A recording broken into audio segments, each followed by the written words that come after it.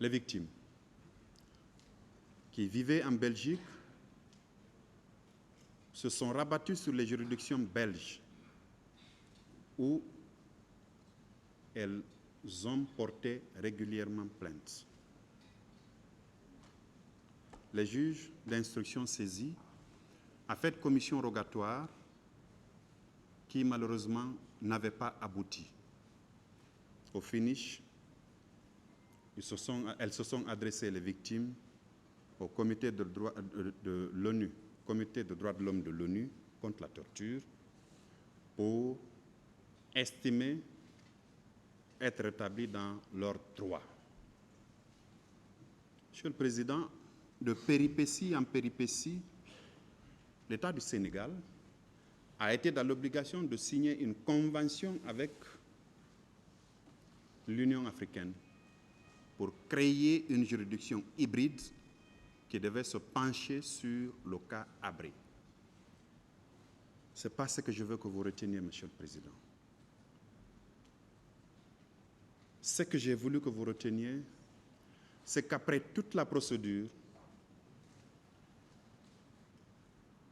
après le toilettage de l'arsenal législatif sénégalais, la mise en place de cette juridiction hybride, M. Habré a été traduit devant cette juridiction où il a été jugé, reconnu coupable des faits de crimes contre l'humanité, viol, esclavage sexuel, homicide volontaire, de torture, de séquestration et a été condamné à perpétuité. Monsieur le Président, Messieurs les assesseurs, similitude pour similitude, je voudrais revenir sur notre cas, puisqu'en réalité, le parquet vous a demandé de requalifier les faits en crimes contre l'humanité et responsabilité de supérieurs hiérarchiques. Monsieur le Président, Messieurs les assesseurs, mon collègue a brillamment développé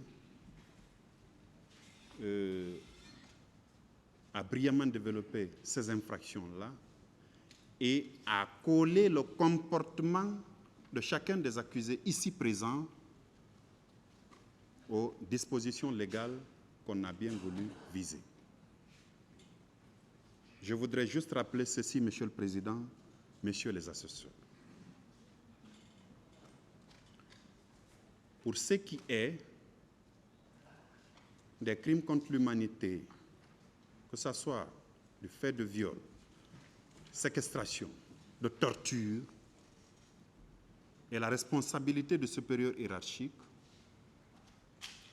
Monsieur le procureur Sidiki Camara vous a dit qu'il ne suffit pas seulement pour l'agent pénal d'agir.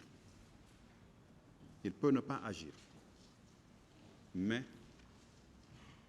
du moment que des hommes sous son autorité ont agi,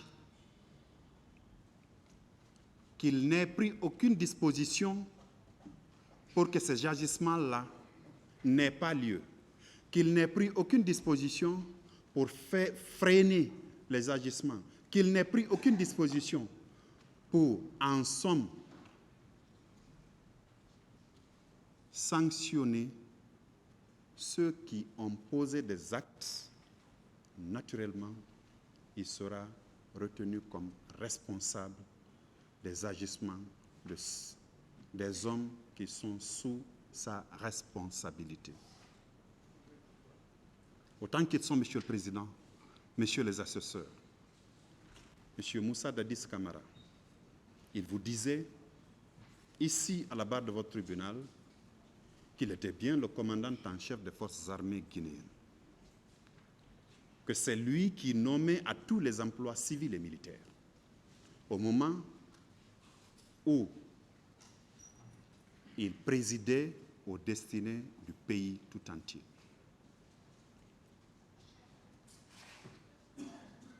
Il nommait des responsables civils et militaires, je l'ai déjà dit, c'est dans ce cadre-là qu'il a nommé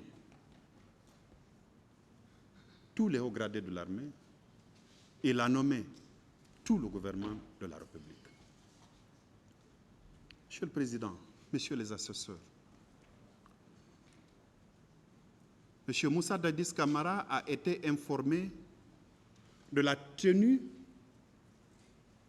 du meeting au stade du 28 septembre. Il vous l'a dit.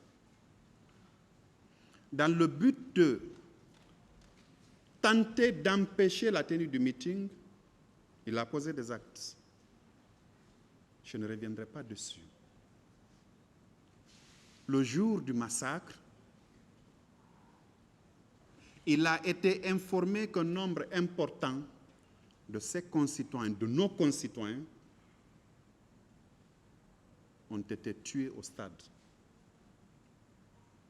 Il n'a entrepris, il n'a pris aucune disposition.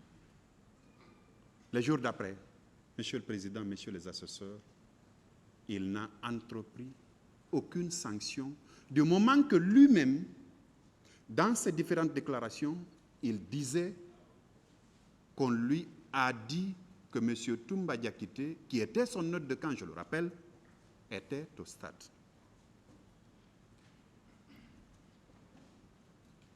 Monsieur le Président, sur toute la ligne, il a failli. Sur toute la ligne.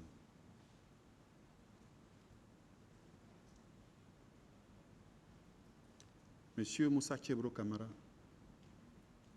même scénario. La veille des exactions, Monsieur le Président, il était au camp. Il était avec M. Moussa Dadis Camara.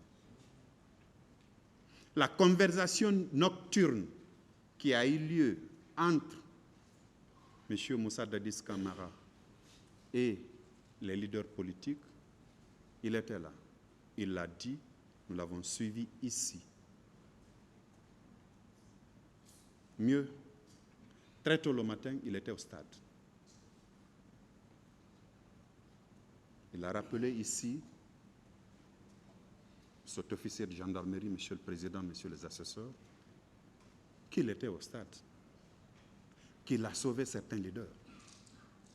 Mais, il le dit, par après, qu'est-ce qu'il a fait? Parce qu'après, quand il a pris ces leaders-là, Monsieur le Président, les massacres ont continué. Les exactions ont continué. Or, beaucoup de victimes, beaucoup de témoins ont indexé un doigt accusateur sur et lui et les hommes qui étaient sous sa responsabilité.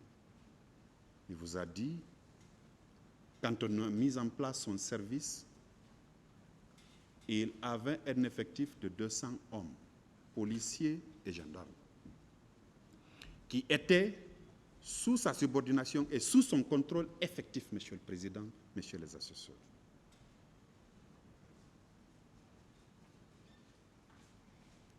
Quand ces derniers agissent, Monsieur le Président, on n'a pas besoin que M. Moussa Thiebro Camara lui-même prenne un fusil pour tirer sur un tel. On n'a pas besoin, parce que ça n'a pas été dit qu'il a violé qui que ce soit, on n'en a pas besoin, Monsieur le Président.